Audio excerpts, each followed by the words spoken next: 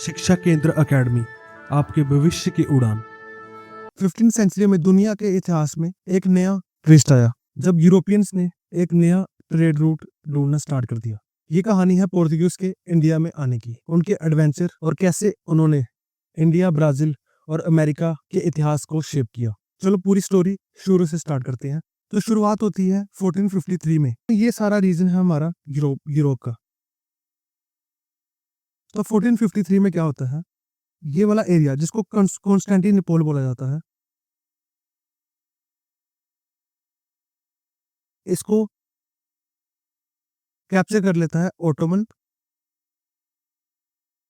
तुर्क। अभी यूरोपियंस के लिए इंडिया तक पहुंचने का रूट हो गया था खत्म।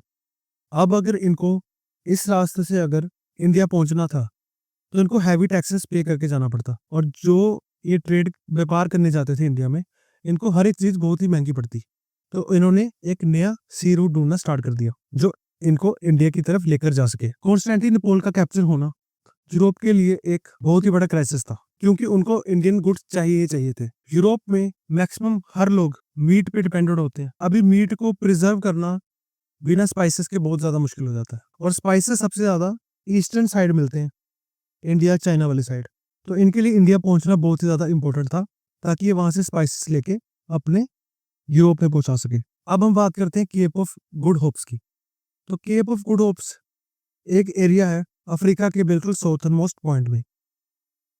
इस एरिया को केप ऑफ गुड होप्स बोला जाता है। अब इंडिया जाने के लिए यूरोप से ये एक रास्ता जाता है, बट इस रास्ते को क्रॉस करना बहुत ही मुश्किल है, क्योंकि इधर हर टाइम ओशियन करंट्स और स्टॉर्म्स चलते रहते हैं।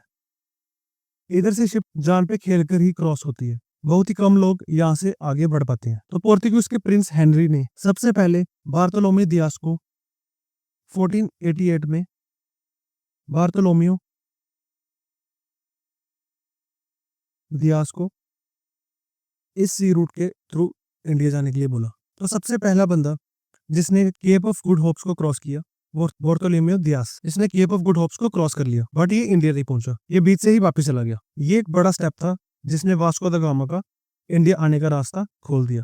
आगे बढ़ने से पहले हम थोड़ी साइड स्टोरी जान लेते हैं क्रिस्टोफर कोलंबस की। जब ये सारी चीजें पोर्तुगीज कर रहा था तो स्पेन भी कहाँ पीछे रहता। स्पेन ने अपने एक्सप्लोरर्स को इंडिया का रास्ता ढूंढने में लगा दिया। तो स्पेन ने जिसको भेजा उसका नाम था Christopher Columbus. Christopher Columbus actually में इटली से बिलोंग करता था, बट वो अभी स्पेन के लिए काम कर रहा था। अभी स्पेन वाले ये सोचते थे कि अगर अर्थ हमारी पूरी स्फेरिकल है, अगर हम इधर से घूम के जाएंगे तो वापस घूम के हम इंडिया की तरफ आ जाएंगे। जब पोर्तुगीज इस रास्ते से जा रहे थे, इन्होंने ये सोचा कि हम सीधे रास्ते से निकलेंगे और घूम के इंडिया की तरफ आ जाएंगे। जब ये क्रिस्टोफर कोलंबस जहां से निकलना स्टार्ट किया, सेल करना स्टार्ट किया, तो ये चलते चलते कहाँ पहुंच गए, सीधा कैरिबियन आइलैंड्स में। अब इन्होंने इस एरिया को कभी डिस्कवर किया नहीं था। अब इनको यही लग रहा था कि ये हम इंडिया के वेस्टर्न साइड पे पहुंच गए हैं, इसलिए इस एरिया का नाम वेस्ट इंडियस भी है, वेस्ट इंडीज भी है। अभी हम वापस अपनी स्टोरी पे आ जाते हैं। तो पोर्तुगीज के किंग मैनुअल 1 1497 में ये वास्को द गामा को परमिशन देते हैं कि आप इंडिया में जा सकते हो, और Vasco da Gama Cape of Good Hopes को क्रॉस करके फाइनली इंडिया में कैलिकट में लैंड करता है। कैलिकट में 20 मई 1498 को ये कैलिकट में लैंड कर जाता है। कैलिकट आज के टाइम का कोझिकोड है। ये मालाबार रीजन में है। जब वास्को द गामा कैलिकट पहुंचा तो वहां के किंग जामोरिन ने इनका बहुत अच्छे से स्वागत किया, लेकिन उस एरिया के अरब ट्रेडर्स, जो अरब के ट्रेडर्स थे और जो गुजरात के ट्रेडर्स थे, ये वास्को द गामा के अंगेज थे, क्योंकि इनका ट्रेडिंग कंपटीशन कोई आ गया था। इससे पहले इन्हीं की मोनोपोली थी इंडिया के साथ ट्रेड करने की, बट अभी वास्को द गामा के आने की वजह से इनके ट्रेड पे असर होने लग गया। Vasco da gamma total 3 month तक इंडिया में रुकता है और वापस अपनी टोटल 4 शिप्स लेके आया थे। 4 को 4 शिप करके वापस पोर्तुगीज आता है, और जो भी सामान इसने लिया होता है 60 गुना ज्यादा प्राइसेस पे सेल कर देता है पोर्तुगीज में जाके। इस प्रॉफिट को देख के बाकी यूरोपियन नेशन भी इंडिया में ट्रेडिंग करने की उम्मीद में नए नए रास्ते से जाना स्टार्ट कर देते हैं।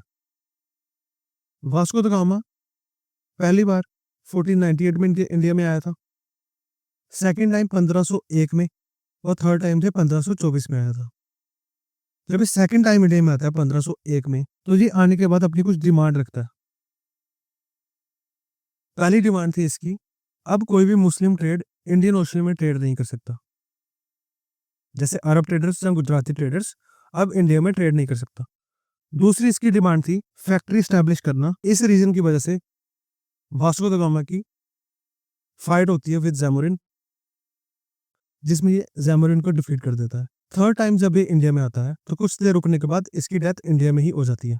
वास्को द गामा के बाद पोर्तुगीज ने इंडिया में अपना एम्पायर बनाना स्टार्ट कर दिया, और ये काम पोर्तुगीज के गवर्नर के द्वारा किया गया। वास्को द गामा के बाद जो सबसे पहले पोर्तुगीज गवर्नर इंडिया में आए उनका नाम था फ्रांसिस्को दी अल्मीदा।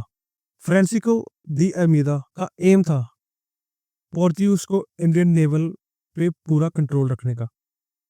ये अपना पूरा कंट्रोल इंडियन ओशन पे रखना चाहते थे ताकि कोई और ट्रेडर्स इस रूट पे ट्रेड ना कर सके। इन्होंने टोटली जैमोरिन को हरा दिया और इंडियन ओशन पे अपना कंट्रोल कर लिया। अब अगर किसी भी और ट्रेडर को इंडियन ओशन का यूज करना होता तो उनको इनसे लाइसेंस लेने की जरूरत पड़ती थी, इनसे परमिशन लेने की जरूरत पड़ती थी, तभी ये इंडियन ओशन पे ट्रेड कर सकते थे। अगर ये बिना परमिशन के आते तो इनको रास्ते में लूट लिया जाता था। इन्होंने जैमोरिन को बैटल ऑफ दियो में हराया था। बैटल ऑफ दियो जो 1507 में हुई थी बिटवीन जैमोरिन एंड फ्रांसिस्को, इसमें फ्रांसिस्को ने जैमोरिन को हरा दिया था, और इसी हार की वजह से फ्रांसिस्को को इंडियन ओशन पे अपना कंट्रोल एस्टैब्लिश करने में हेल्प हुई। फ्रांसिस्को दी अल्मीदा के बाद जो नेक्स्ट गवर्नर इंडिया में आए उनका नाम था अल्फोंसो डी एल्बर्क्यू।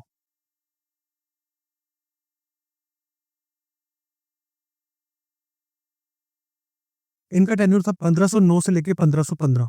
1510 में अल्फोंसो डी एल्बर्क्यू को इंडिया में पोर्तुगीज सेटलमेंट का श्रेय दिया जाता है, क्योंकि इन्होंने ही सबसे पहले गोवा को छीन लिया from sultan of Bijapur. Goa region जो पहले बीजापुर के कंट्रोल में था, पोर्तुगीज ने इनसे फाइट करके गोवा को कैप्चर कर लिया। इसके अलावा इनके अच्छे रिलेशन थे विद विजयनगर एम्पायर।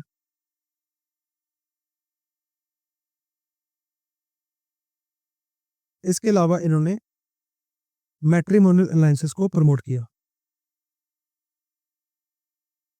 इन्होंने पोर्तुगीज वुमेन को इंडियन वुमेन के साथ शादी करने की परमिशन दे दी। फोर्थ चीज अल्फोंसो की अच्छी बात थी, जो ये अंग्रेज थे सती सिस्टम के।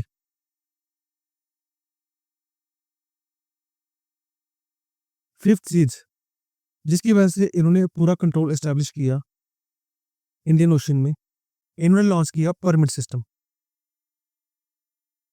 अभी किसी भी अदर ट्रेडर को अगर इंडियन ओशन में ट्रेड करना हो तो उनको परमिट लेने की जरूरत पड़ती थी पोर्तुगीज से। इस परमिट के अंदर पूरा टाइम लिखा होता था कि इतनी देर के लिए ही आप लोग ट्रेडिंग कर सकते हो, उसके बाद आपको वापस जाना पड़ेगा। अगर कोई ट्रेडर बिना परमिट के एंटर करता है तो उसकी शिप भी लूट ली जाती थी और उसको टॉर्चर किया जाता था। अल्फोंसो डी एल्बर्क्यू के बाद जो नेक्स्ट गवर्नर इंडिया में आते हैं उनका नाम था नीनो दा कुन्ना। इनका इंडिया में टेन्योर था 1529 से लेके 1538 तक।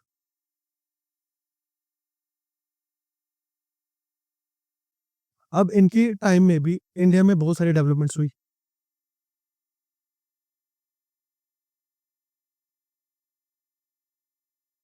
सबसे पहला जो इन्होंने काम किया, अपना कैपिटल कोचीन से शिफ्ट करके ये ले गए सीधा गोवा में। इसके अलावा इन्होंने बेसियन रीजन को कैप्चर किया, दीव एंड दमन को भी इन्होंने कैप्चर कर लिया। अब ये थी सारी कहानी पोर्तुगीज के इंडियन में एक्सपेंशन की। इसके अलावा नीनो दा कुन्ना ने बंगाल वाली साइड में भी अपना थोड़ा बहुत कंट्रोल एस्टैब्लिश करने की कोशिश करी जैसे हुगली रीजन में। अब ये थी सारी पोर्तुगीज के इंडिया में एक्सपेंशन की कहानी। अभी हम बात करते हैं कि पोर्तुगीज का इंडिया में डिक्लाइन होना क्यों स्टार्ट हो गया। तो जो सबसे बड़ा रीजन है इनके डिक्लाइन का वो था पायरेसी एक्टिविटी।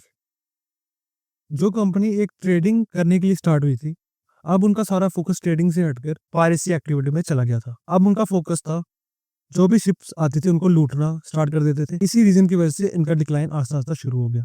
सेकेंड रीजन था फोकस टुवर्ड ब्राजील।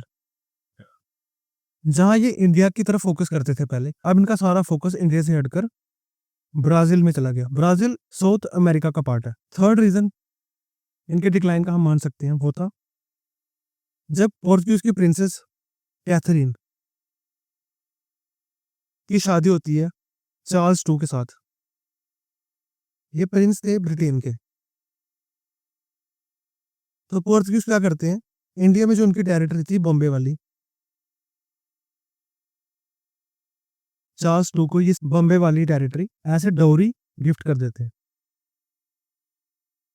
इसकी वजह से ये अपना बहुत सारा लैंड खो चुके थे। फोर्थ रीजन हम मान सकते हैं जब 1739 में मराठास अपने पीक में थे, तो मराठास ने इनसे वापस से बसियन रीजन को वापस कैप्चर कर लिया। स्लोली स्लोली ये अपना सारा का सारा एरिया जो उन्होंने जीता था लूज करते जा रहे थे। Fifth reason battle of Swally. ये एक नेवल बैटल है जो फोर्ट हुई थी बिटवीन ब्रिटिश एंड पोर्तुगीज। इस बैटल में ब्रिटिशर्स ने पोर्तुगीज को बुरी तरीके से नेवी में हराया था। इस हार की वजह से पोर्तुगीज का जो ट्रेडिंग पे कंट्रोल था वो कम होना स्टार्ट हो गया। दोस्तों पोर्तुगीज इंडिया में आने वाले पहले थे और इंडिया से जाने वाले सबसे लास्ट में थे। पोर्तुगीज इंडिया में 1498 में आए थे और सबसे लास्ट में जो इंडिया से गए थे पोर्तुगीज थे, जो 1961 में इन्होंने गोवा छोड़ के पोर्तुगीज वापस जाने के थे। हम अब नेक्स्ट बात करेंगे इनकी कुछ कंट्रीब्यूशन टुवर्ड इंडियन सिस्टम। सबसे बड़ी अचीवमेंट जो पोर्तुगीज ने इंडिया को दी वो थी इन्होंने एक कंसेप्ट दिया नेवल पावर का।